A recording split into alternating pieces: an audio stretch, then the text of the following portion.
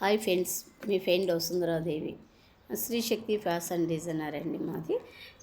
నేను నాకు 4 మాటలు తెలియజేయాలనేది, ఎందుకంటే నాకు మనసు హర్ట్ అయింది, అందువల్లనే చెప్పాలనుకుంటున్నాను.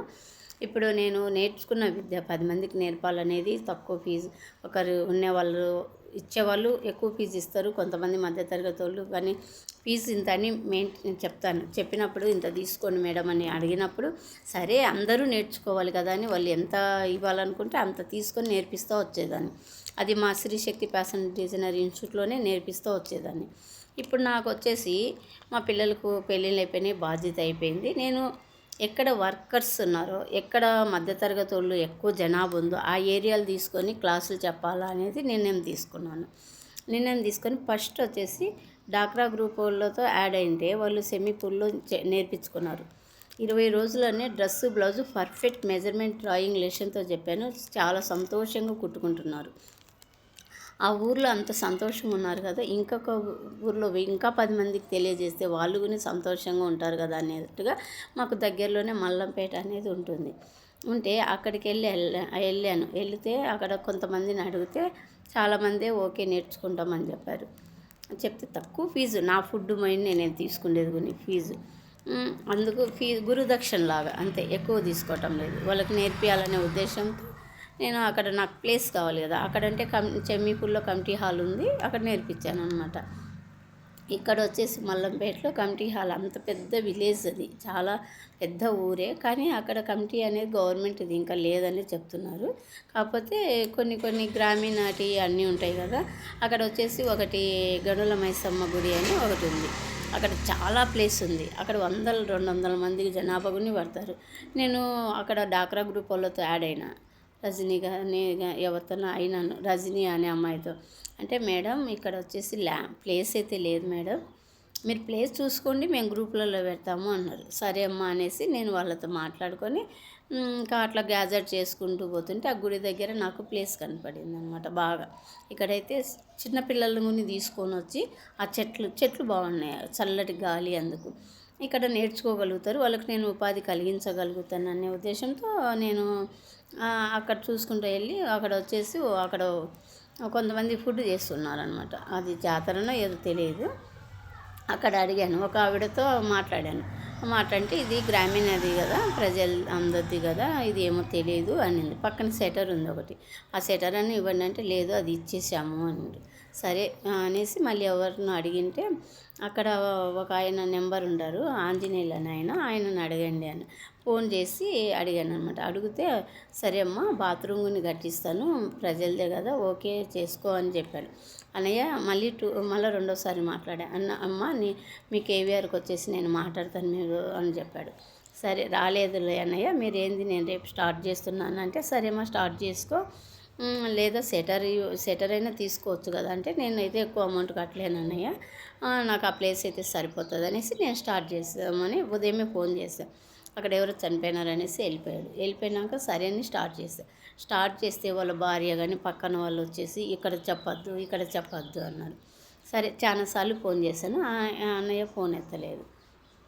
సరే ఫోన్ ఎత్తలేదులేని ఆ రోజు క్లాస్ చెప్పేశాను. మళ్ళీ రెండో రోజు వెళ్ళాను, రెండో రోజు కూడా ఫోన్ చేశాను కానీ ఎత్తలేదు. సరే అనేసి మళ్ళీ క్లాస్ స్టార్ట్ చేసిన తర్వాత అక్కడ ఇంకొకరు వచ్చేసి ఇక్కడ చెప్పొద్దు, ఆవిడ చెప్పొద్దు అంటుంది, వాళ్ళ భార్య చెప్పొద్దు, ఆంజనేయులు ఆయన భార్య చెప్పొద్దు అని చెప్పింది అని చెప్పారు.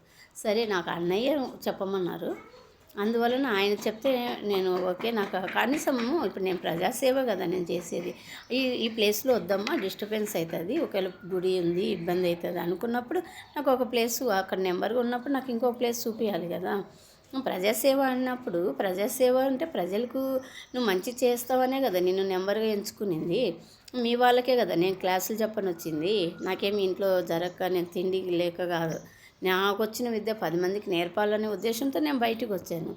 అలాంటి టైంలో ఫోన్ చేసి అస్సలు ఫోన్ ఎత్తటం లేదు. ఇంకా సరేలే అనేసి వేరే వాళ్ళ ఫోన్ చేస్తే ఎత్తి అన్నయ్య ఇక్కడ క్లాస్ చెప్పమన్నారు కదా అంటే, అప్పటికేమన్నా నేను బయట ఉన్నానమ్మా అనేసి టకాన పెట్టేసినాడు అనమాట. పెట్టేసి ఇంకా మళ్ళీ ఎన్నిసార్లు ఫోన్ చేసినా ఫోన్ ఎత్తటం లేదు. సరే అప్పుడు నాకు ఇప్పుడు సపోజ్ ఇంకా మైక్లో చెప్పిద్దాం అనుకున్నా, మైక్లో చెప్పించి ఎక్కువ జనాభా వచ్చినప్పుడు అక్కడ నెంబర్గా నీకు పోవు. అక్కడ మేడం చెప్పి ఇట్లా ఇచ్చింది కదా చెప్పింది, ఎందుకు వీళ్ళు ఇలా ప్రజాసేవ చేసేవాళ్ళు ఇలా చేశారని వాళ్ళు బాధపడతారు కదా అంతమంది స్టూడెంట్స్.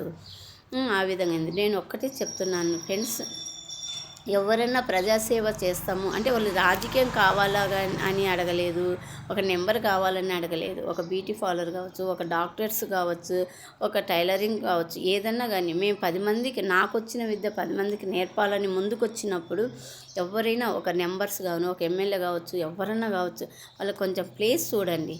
ప్లేస్ చూసి మీకు మైక్ ఉంటుంది, గవర్నమెంట్ మైక్లో చెప్పేదానికి అలో ఉంటుంది, దాంతో చెప్పించండి. అది గుని మీకు ప్రజాసేవ చేసినట్టే. ఆ 10 మంది గుని మీ పేరు మేము గుని చెప్తాం కదా, పలాయన ఇలా చెప్పమంటేనే, పలానా ఎమ్మెల్యే ఇలా చెప్పమంటేనే, పలానా ముఖ్యమంత్రి పలానా నెంబర్ ఇలా చెప్పమంటేనే మేము వచ్చి ఇక్కడ క్లాసులు చెప్తున్నాం, ఇలా చేస్తున్నామంటే మీకే మంచి పేరు వస్తుంది కదా.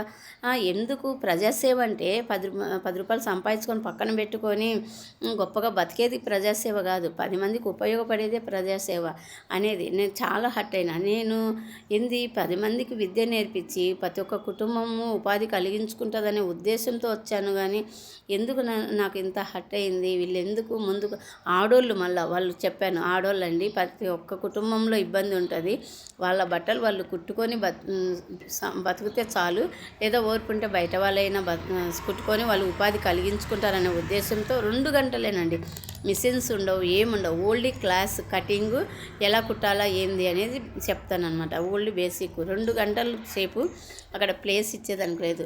ఆ చెట్ల కింద కాకులు ఏవేవో పెట్టే ఆడికి మనిషిని మాట్లాడాను, అమ్మ ఇక్కడ చిమ్మమ్మ అని అక్కడ పెద్ద ఆవిడ అంటే, సరే అమ్మ చిమ్ముతానని చెప్పింది. అక్కడ ప్లేసుని నీట్గా పెడతాము, ఆ ప్లేస్ అక్కడ మీ వాళ్ళకు మీ సర్కిల్లో మీరు నెంబర్గా రాజ్యం వెళ్ళే దాంట్లో మేము ఎక్కడి నుంచో వచ్చి క్లాసులు చెప్తామంటేనే మీరు ఎవ్వరూ ముందుకు రాలేదు. ఇటువంటి సమాజ సేవ ఎందుకయ్యా చేసేది అనేదే నేను అడుగుతున్నాను. సమాజ సేవ చేసినప్పుడు ఏదో ఎలక్షన్లప్పుడు పోయి ఓట్లు వేయండి అని అడగడము చేయడము, ప్రతి ఒక్కరిని అడిగి ఓట్లు అడిగి ప్రతి ఒక్కరిని అడిగి వేయించుకుంటారు. వేయించుకున్న తర్వాత అందరూ వేస్తారు, వేసిన తర్వాత పోయి ఒక పైన కూర్చొని వాళ్ళు మీ కాళ్ళకాడికి రావాల్సింది వస్తుంది. సమాజంలో ప్రజలు ఒక్కటి గుర్తు పెట్టుకోండి, ఓట్లు వేసేటప్పుడు వాళ్ళు ఇచ్చే 100 రూపాయలకు 1000 రూపాయలకు దీనికి ఆశించి ఓట్లు వేయద్దు. రేపు మనకు ఉపయోగపడుతున్నారా, మన ఊర్లో ఒక రాజుని ఎన్నుకున్నాం అనుకోండి, మన ఊరికి ఒక నెంబర్గా ఎంచుకున్నాం అనుకోండి, అతను మనకు ఉపయోగపడతాడు. చిన్న పిల్లోడి పైన పెద్ద పిల్లోడి పైన సమస్య ఏదన్నా ఉన్నా క్లియర్ చేయగలుగుతారా లేదా అన్నట్టుగా వాళ్ళకు ఓటు వేయండి. ప్లస్ వాళ్ళు ఇచ్చే డబ్బులు ఎవ్వరు తీసుకోవద్దు. ఈరోజు 1000 రూపాయలు ఓటుకు, 100 రూపాయలు కానించి 1000 రూపాయలు 200 500 ఇస్తారు. ఆ క్షణంలో ఇచ్చినప్పుడు వాళ్ళు ఏమనుకుంటారంటే మేము డబ్బులు ఇచ్చి కొనుక్కున్నాం మా పదవి, వీళ్ళదేంది చూసేది అనే ఉద్దేశంతో ఉంటారు.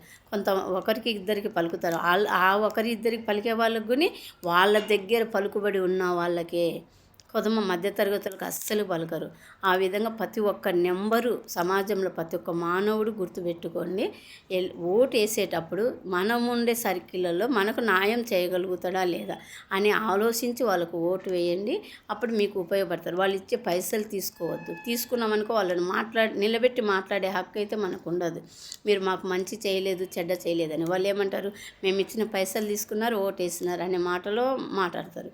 అందువల్లనే పైసలు తీసుకోండి, ఓటు వేయించుకొని ఏదైనా పొరపాటు వస్తే నిలబెట్టి మాట్లాడండి. మేమందరం కలిసి నేను ఒకరిని నెంబర్గా ఎంచుకున్నప్పుడు మాకు ఎందుకు న్యాయం చేయలేదని అడగండి. అది అడిగే హక్కు మనకు ఉంటుంది. కాబట్టి ప్రతి ఒక్కరికి అమ్మో వీళ్ళు పెద్దవాళ్ళే, వీళ్ళు రాజకీయంలో ఉన్నారే, వీళ్ళు ఏమంటారో ఏం చేస్తారో ఏంది, ఎవరైనా ఒక అమ్మకు కొడుకే, ఒక అక్కకు తమ్ముడే, ఒక అన్నకు చెల్లెలు ఇలాగే వస్తారు, కానీ వాళ్ళు వేరేగా పుట్టి రాజకీయంలోకి రారండి. ఎవరు ధైర్యంగా ఉంటారో వాళ్ళే నెంబర్గా నిలబడుకోగలుగుతారు. ఎందుకంటే వాళ్ళు ఏదైనా సాధించగలుగుతారనే నమ్మకంతో మనం ఎన్నుకుంటాము. అదే ఒకటి ఆలోచించుకోండి. ప్రతి ఒక్కరికి చెప్తున్నానండి, వాళ్ళు ఇచ్చే పైసలు తీసుకోవద్దు. వాళ్ళు మనకు మంచి చేస్తారా, మనం ఉండే సర్కిల్లో మనకు చిన్న పిల్లోడిపై సమస్య చెప్పినా కానీ క్లియర్ చేసే రాజుని ఎన్నుకోండి. అది నేను చెప్పేది.